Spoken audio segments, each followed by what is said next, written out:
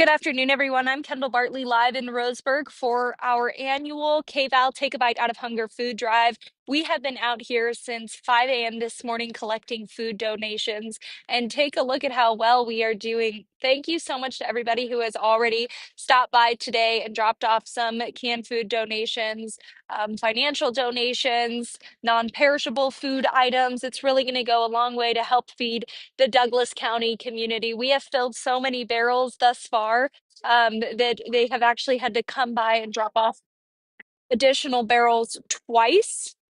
So earlier today, I sat in one of these empty barrels just to show that we have some empty barrels that we need filled. So if you haven't already donated or stopped by, we will be here until about 6 this afternoon collecting donations, which will benefit UCAN. Now, I do want to read off some facts about what donations to this nonprofit mean. So here's some facts that they provided that might shine a little bit of light onto how a food drive like this really does benefit the community.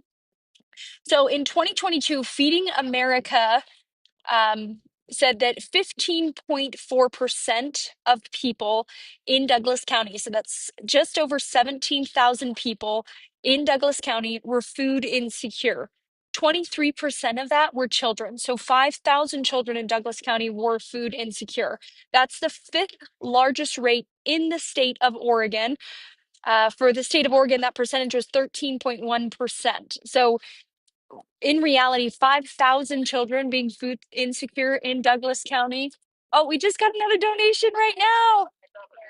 Thank you so much for the donation.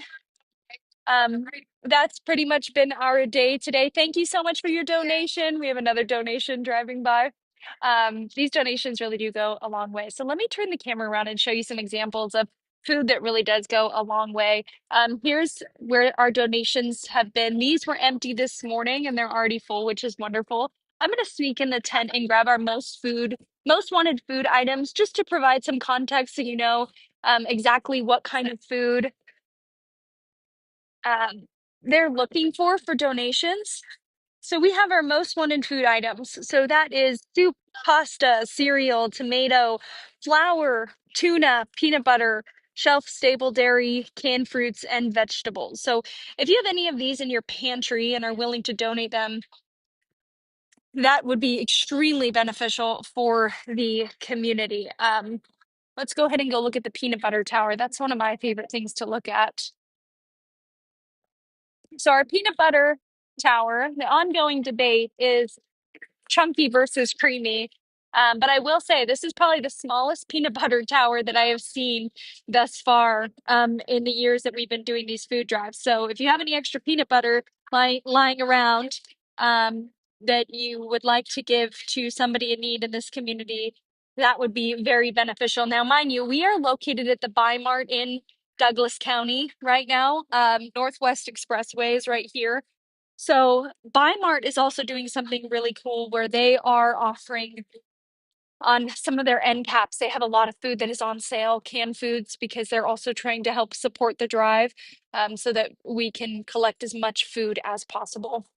Now, I just spoke with Colleen from UCAN. I was having a discussion with her about what these food drives mean and something that's really interesting. So I just showed you a lot of the food that's collected, right? You're probably looking at this thinking, wow, that's a lot of food donations. She said it's guaranteed that by this time next week, that food will be on somebody's table because the turnaround at local food pantries right now is very quick. She said the emergency food supply is something that is being utilized a lot right now. They saw an increase in need leading up to the government shutdown. And then with the ups and downs during the government shutdown, it increased even more. And they still have not seen a full rebound from that. And then enter the holidays when a lot of people are really just trying to make sure that they're putting food on the table while paying rent and also taking care of other utilities. That's when these food banks really see people rely upon them. And any sort of donation is going to go a long way. So, once again, take a look at how much food is donated. She said this will be on somebody's table by this time next week. That's how fast this is turning. So, while this is a good drive and we're so successful, it's amazing how quickly it people are in need of it and they're able to get it onto people's um, table so that they can be fed. Let's go ahead and look at some of these other fun facts, or not even fun facts, excuse me, just facts in general about what these food drives provide.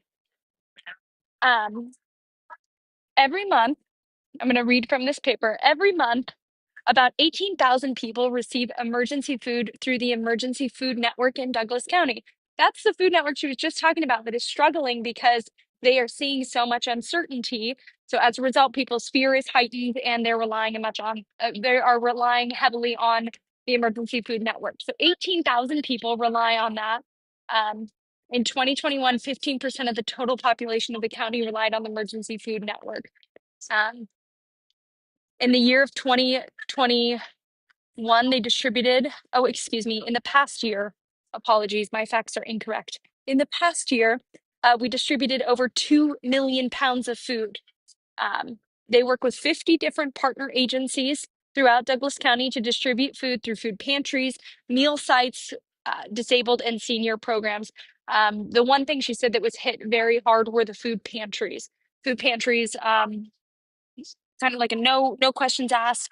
Um, People can come in and grab food, and she said that those have been heavily depleted, and they're working to try to refill them, but they haven't been able to bring it to full capacity like it was prior to the government shutdown. They also partner with OSU's Extension to provide Food Hero at the Farmers Market, which is a nutrition education program that supports healthy eating for Douglas County children. So it goes beyond just a can of food or a $5 donation. Any donation really does provide a lot to those in need. So if you are able to help, um, I'm not sure if this will work, but I will try to keep it up to see if you can scan it. If you're watching and you're like, I want to help, but I don't know how to, there's a lot of ways to help. So if you can't come to Douglas County or Bimart, that's okay. I don't think this is going to work, but I will try. I'm going to put this down and turn the camera. This is a QR code. Not sure if you can scan it, but if you can, wonderful. If you can't scan this, just go to kpic.com/hunger. kpic.com/hunger. That is our website. And with that website, you can donate directly to UCAN and help in our mission to provide food to those in need in Douglas County. Now, mind you, while I'm here in Roseburg, and our team is working to collect food for UCAN, we also have a team in North Bend collecting food for Orca. And they also started at 5 a.m. So we're really on a mission to provide food to all communities in our region. This is just week one. In 2 weeks, we're going to be in Eugene and Corvallis working to provide food for those communities as well. So if you have any extra cash or any desire to help those in need in the community, please try to give back. Once again, that website, kpic.com/hunger. And we will be out here. If you can stop by, no worries. If you can't, if you're seeing this after the day, the kpic.com/hunger is a great way to donate. We can also put in the description multiple other ways of donating. So if you've already come out today, a huge thank you. It's going to go a long way. Very much appreciated. And if you haven't already and would love to, that's also very appreciated, so that we can help feed those in need in our community. Thanks so much.